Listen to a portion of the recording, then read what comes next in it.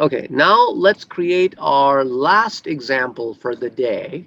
So we create a new class, which we're going to call variables 3.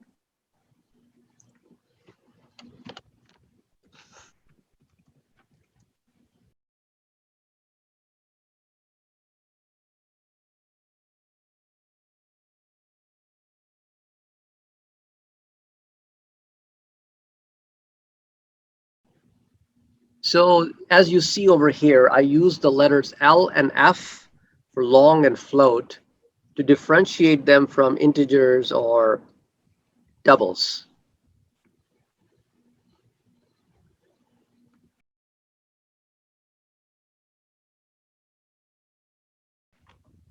So if I add all these numbers together, do you think it's going to error out like in runtime?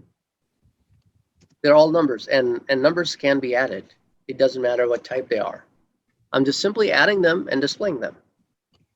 So technically it should work without a problem. It will not going to give you any logical error. It'll not going to give you any runtime error. It is not giving you any syntax error. However, the biggest question is, what will be the data type of that output?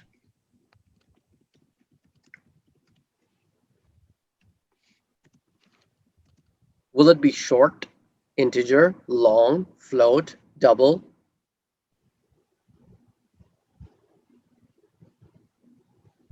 Anybody has any suggestion?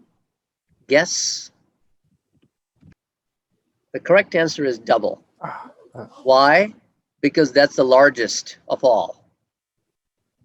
And that concept is pretty much like this. If I have glasses of different sizes, the likelihood is that I will be able to pull all of them together, most probably in the largest of all.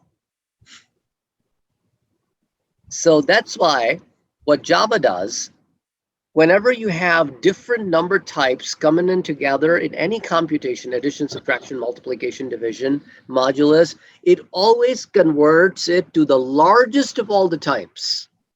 And this concept is called unifying types, that you unify all the types into a single type.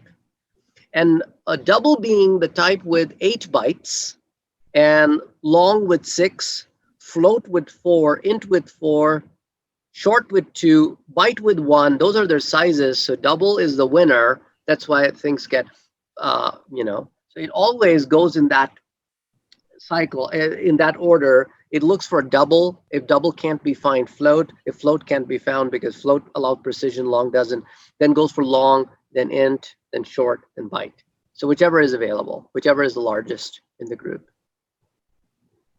Okay?